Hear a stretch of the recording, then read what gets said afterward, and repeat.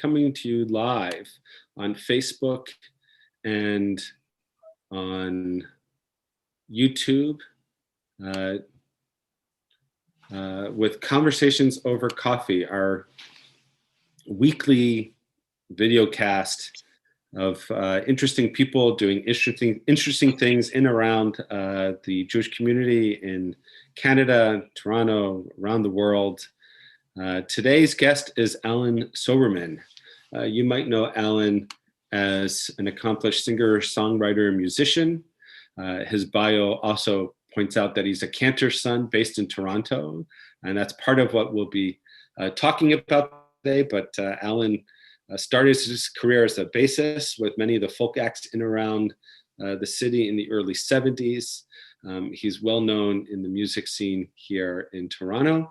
His father, Cantor Morris Soberman, was the Balkora and Chazan Sheni and Bar Bat Mitzvah teacher at Beth Tzedec for over 35 years, and a teacher, we believe, of more than 2,800 B'nai Mitzvah students. 35 years is a major impact on the Jewish life of any community. 2,800 students is a major impact on lots and lots of people's lives, which is one of the reasons that Allan and Beth Tzedec are collaborating together to do a tribute to his father, to Cantor Soberman, which was originally scheduled for May. Then this little thing of COVID came up and forced us to push it out and think about doing it in a more virtual kind of way. And so you should look forward to seeing some sort of tribute concert and storytelling by Allan about his father and the influences that he's had on us and on him. So please join me in welcoming Allan Soberman to Conversations Over Coffee. Hi, Allan, welcome. Good afternoon, Rabbi. How are you? I'm good, thank you. Let's jump right in. What inspired you to do such a project? It was an evolution. After my father passed in 1999, and it started with a bit of a tribute CD, and I worked on that because people said, "What are you going to do to maybe do a tribute?"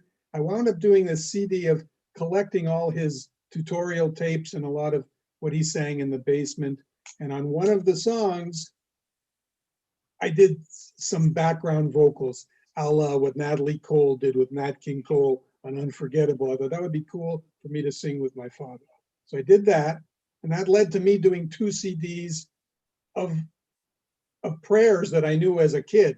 And I sort of Beach Boyed them up and Queened them up. And I sort of call it Beach Boys and Queen Have a Bar Mitzvah. And that's what it felt like.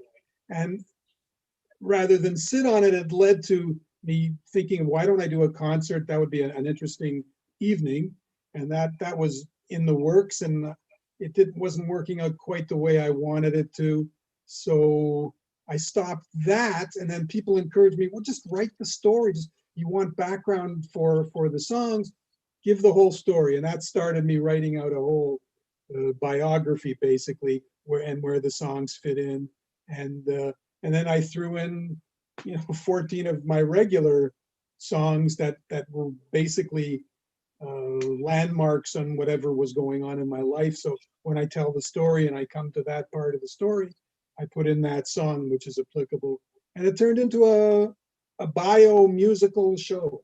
So I did a couple of workshops on it, and it worked out nicely. And then we had the show planned, and boom, here we are with COVID, and everybody was streaming and doing things. I said, well, I don't want to leave this. Who knows when we'll be back into crowds of people going into shows. So I did a video. I'm editing now a video of the whole show. Basically, it was done in a theater type setting. So it looks like a theatrical situation, but it's a video, a video of a theatrical situation. What were the prayers that the first 2 prayers that you did? I should look at the computer. I have a Havdalah, I have a Matovu, I have, when I start talking about high holidays, I have a Avinu Malkeinu, I have... Is the Avinu Malkeinu to the Beach Boys or to Queen? Well, the melodies are exact. The melodies, I just put public domain trad. I'm doing Avinu Malkeinu, but the background, it's like a lounge band. It's like electric guitars and a sort of jazzy drum. But that's what the background is. It's the settings. It's the settings that change. The melodies are exact. Wow. And there's background vocals. That's where the Beach Boy and Queen idea came, because I was big on doing a lot of, probably overdone most of the time, but that's what I do as background vocal things. Tell me more about your dad. Obviously, I didn't know him. I've been in the community for 18 months. So if you had to introduce your dad to someone new, like me, how would you introduce him? Well, he started out like many people in this town. He was here as a mid-teens. I think he was 15 when he came from Poland. And they came without their father first, the same thing. Excuse me, backwards. Father came first. He was without his father from about 7 to 15 in Poland. And then they all came over, the 4 brothers. And he wound up on Spadina, which is the Shmata business. And he was working in a shoe factory. He was working in a coat factory. But all the time, he was laning. He was a Torah reader for Gold Tzedec, for all the background synagogues to Beth Tzedec. He was doing the rounds basically downtown. And he was very good at that. And he got hired when Beth Tzedec first opened. He was hired as the Torah reader. But immediately after that, the Cantor Bernstein became ill, who was the main cantor, who also taught the bar mitzvahs. And he slid into the bar mitzvah role, which he wasn't really doing a lot of before that, but he was very proficient at it, and he loved it, and he loved meeting the families, and that was the key right there, because he became a part of the families. He met so many people, and that was the key. The Torah reading was one thing, but the bar mitzvah teaching, I think, really brought him in to be a real part of that shul. I know that a lot of people, when they think about him, suddenly they smile. They remember his training. He has a lot of fans, and clearly had a big impact. What do you think were some of his personal characteristics that led to those kinds of relationships? He had a bit of a sense of humor. He had shtick. He had, what I say in that show is, I'm a very lucky guy for a few reasons, that he was a great bar mitzvah teacher, because I was in the Hebrew school there with all friends of mine, and they were going through his class. If he was a real, hard hitter and tough teacher, I would have been buried. I just would have been buried by my friend. But I never heard a word, which I give him full credit for. That's a. And at the end, like the joke on his tutorial tapes, like when you would finish, he would do the aliyah for somebody, and on the tape you would go, Noteina Torah, good luck, and everybody knew that, good luck. That was he had a few jokes like that going on. He had some shtick. Yeah. He clearly was musical. How did he develop his musical talents? Interesting. No training at all. Liked a lot of stuff. I mean, I still have them in the back. I've got all these records, the vinyl. He had Cantor record, like Cantor Pinchik and Rosenblatt and Kusavitsky, and all that stuff. But he also would walk around singing "You Send Me" from Sam Cooke. So he had a bunch of things. He had many influences, but he never had any training. Towards the end, he had some throat issues, and he went to, I think, the conservatory and took some lessons. And you could see when he started, he was singing after that, he could almost hold his diaphragm where his diaphragm was. He was trying to improve that so he wouldn't get hoarse a lot, because he had some issues in the throat that way. Do you have siblings? I had a sister who passed away in 1994 at 48. A sister. So we grew up, it was 2 kids. Was she musical too? Actually, after thinking back, I'd never even thought of it, because we would bump heads a lot later on. She was about close to 5 years older. So my line would be, I associated her more with the Eisenhower era, and I was the Kennedy era. We were sort of very different that way. The 5 years made quite a difference.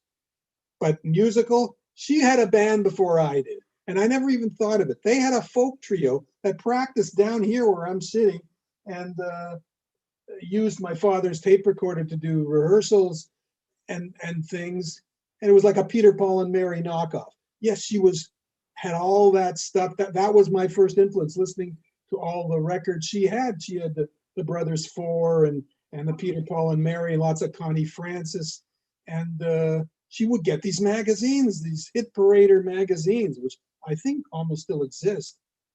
But they would print out lyrics every week. And I remember sitting there and studying Dream Lover lyrics, Bobby Darin's Dream Lover lyrics, because she had all these magazines. So basically, long answer, yeah, she was very musical, and I think it gave me a lot that way. She bought me my first record when I was 10. I got Runaway by Del Shan, and she bought me that single. So that's interesting. It sounds like your sister was a bigger influence on your musical career than your father was. Well, she opened up those doors, though they were opening up anyway. Maybe that's how I heard, because I remember as a 10-year-old sitting around watching some kids playing in the park. I had the transistor radio listening to Top 40. I mean, I was a kid, but I knew that stuff backwards. Don't ask me why I was into it. It just got me some way. And that became a bone of contention because, well, that's a whole other story. That's sort of the theme of the show, is when you're a Cantor son, like I didn't know my name for a while. So there goes the Cantor son. And that was a lot of responsibility and a lot of, and whenever I had to do a Torah portion or when my bar mitzvah happened, all I could think of, maybe it was my invention, maybe it was my perspective, but I thought I had to be perfect. I thought I had to be that reflection on the family, and I had to be great. And the pressure was getting to me as a young kid. As a rabbi's kid, I know that, right? Growing up, we're both PKs in that regard, right? Preacher's kids, and psychologists have a whole field of study on us, on the impacts of growing up in the fishbowl.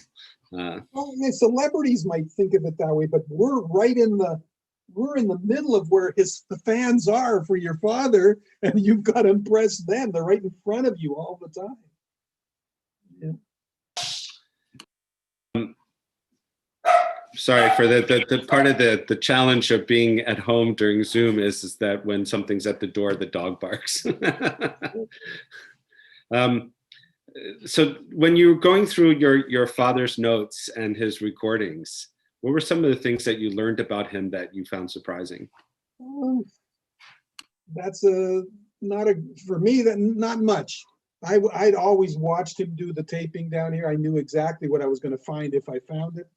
He started to talk about how old we are. There was a bar mitzvah band guy, a guy named Bill Burrell, and he lived several blocks away, but he had a recording machine. This was pre a lot of reel-to-reels making the rounds.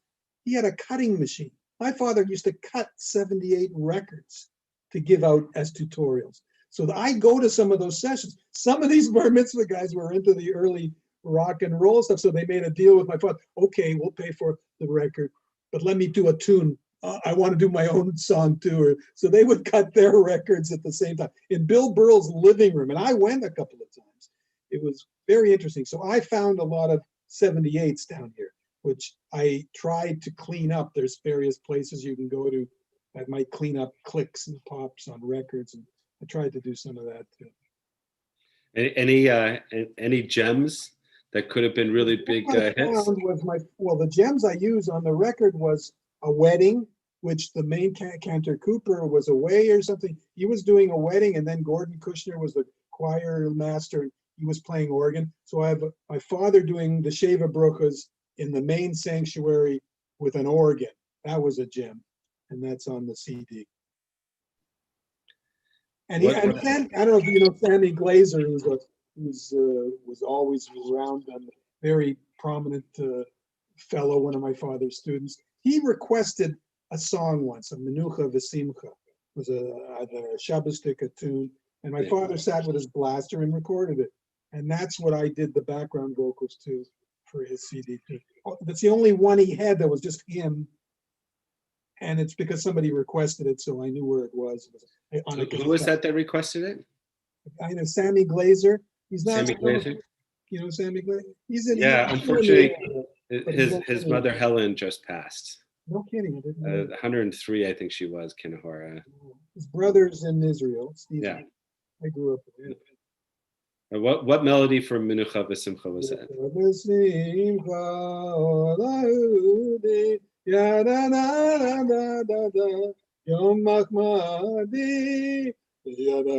That's where I came in. I put this little choir behind it. I'll get you the CD. What is it that you hope to accomplish by this show? It's for me, it's an epiphany. It's just I had the whole show was an epiphany. It's helping me at this age, just because I'm going over a lot of stuff and it's giving me some answers to a few things. I'm not trying to accomplish anything except it's more internal, and I get to do a lot of the music, which it's a good vehicle for me, just because a lot of friends of mine said you got to put some of the secular stuff in, and I wasn't going to. In the initial plans, it was going to be based on all that prayer melody inventory that I had.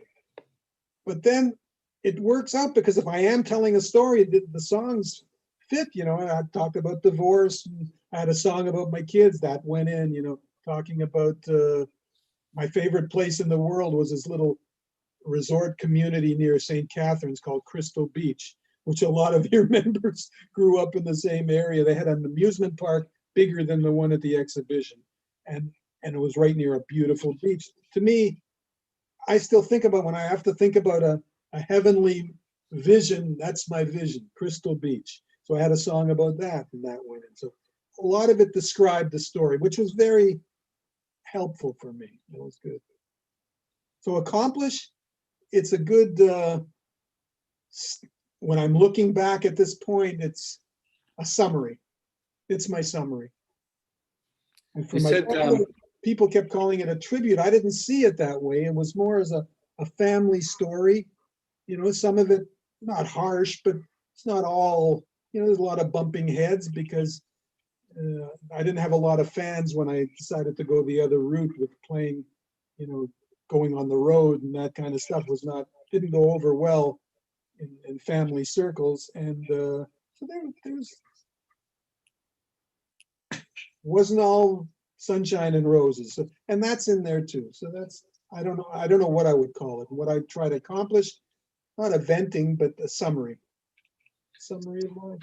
So tell me a little bit more about your career. Well, when I was 12, I drove my father nuts for a guitar. It was all based on what I was learning from my sister's stuff, and I wanted to play some of that pop stuff, and this is all in this show. So I still have the guitar; it's behind the bar there, and Bill Burrell got us the deal on it, the guy who cut the records in his living room, and I was sent to Camp Masud that summer, so I had my new guitar, my new cheap guitar. What was good about that was my counselor was a Cantor son from Shir Shemayim, Cantor Adler's son, who had a beautiful Martin acoustic and was into the same stuff. And finally, I got some validation that here was a guy on my side of the street who also liked that stuff. So, wow, so I am human. I'm not totally weird, and that was great. And he lent me. He used to get Sing Out magazine sent to him, which was the folk magazine. I think it still exists. And the first, I remember copying things out in a little pad. I wish I could find that. First one I copied out was Don't Think Twice, It's All Right. I remember that. And I was learning it. It had the tablature, the song, the chords. So that was great. And that led into other things. Then the whole Beatle thing shows up, and I went crazy. And I couldn't get enough of that. I figured all those girls screaming, it's a good way to go. And I bought the Beatle bass. And that was my first bass. My mother let us practice down here a bit, which was cool. And my cousin and I went halves. He was The bass thing came from my cousin, who was played bass first. But he bought the amplifier, I bought the bass, and we shared until we could afford to each get our own thing. And so I was playing in little bands in high school. That was the beginning of it.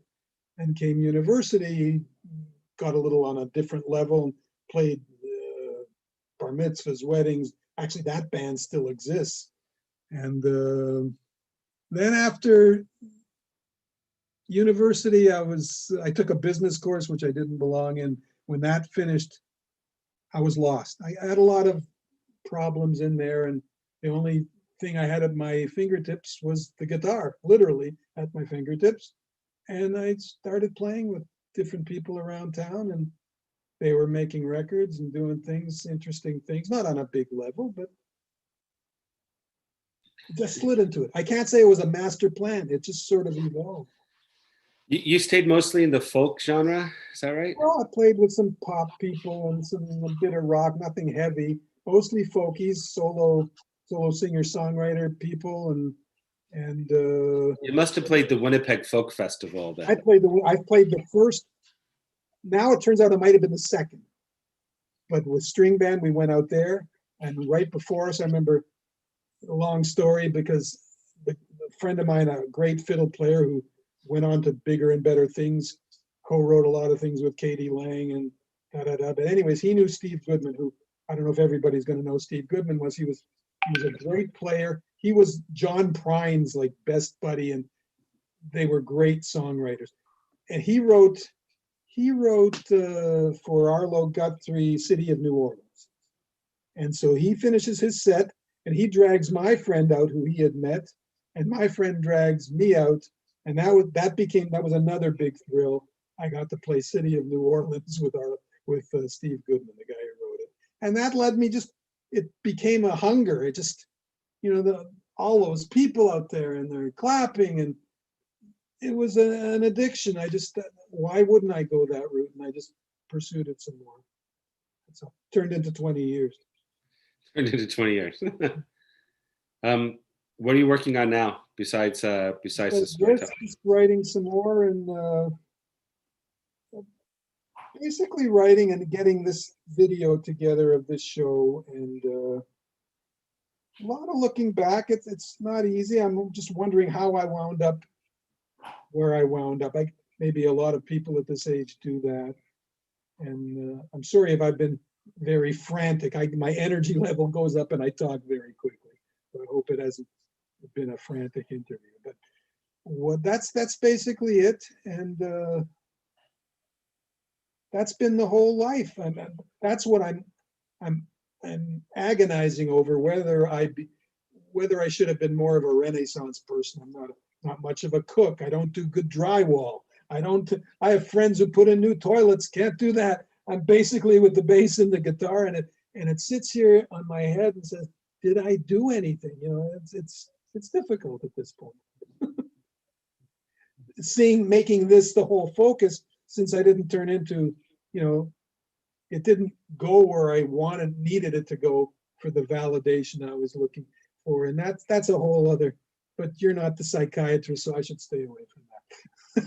A lot of issues have come up since looking back on that show, because it brought up a lot of things, but also brought up a lot of things that were so joyful that I know that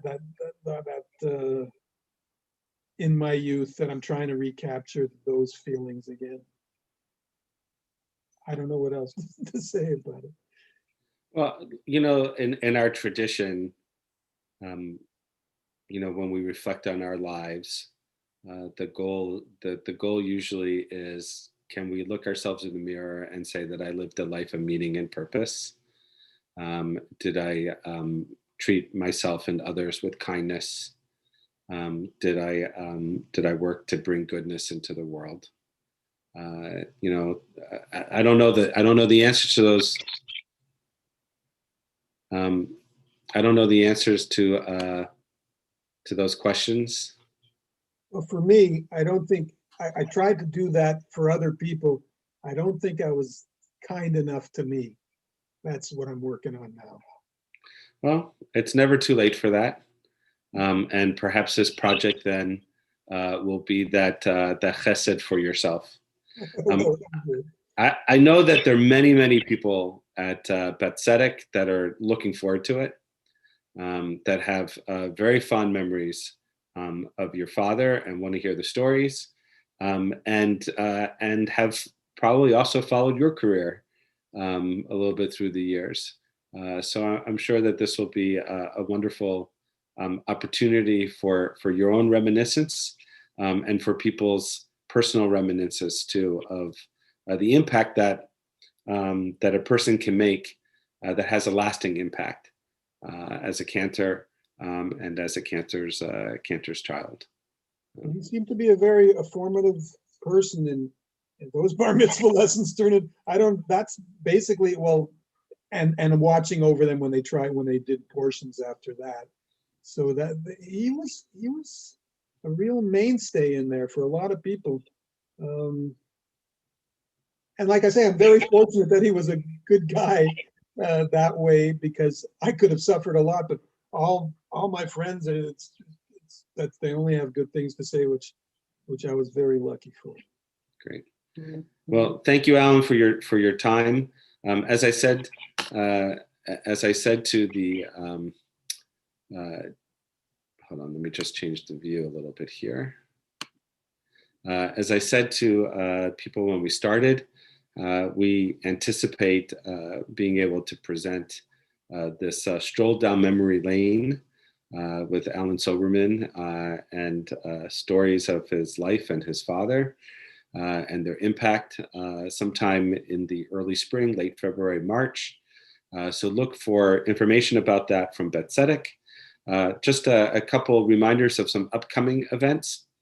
On November 5th, our neighborhood interfaith group is going to take a tour through the Holy Land and visit sites that are of religious and historical import to the three monotheistic traditions.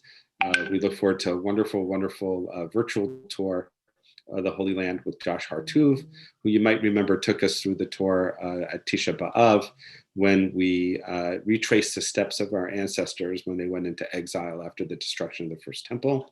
There's lots and lots of activities that are going on and opportunities to connect spiritually through Beth Tzedec. Best way to find out how you can be involved is to visit our website, www.beth-tzedec.org. Thanks again, Allan. Thanks everyone for joining us. Bye-bye.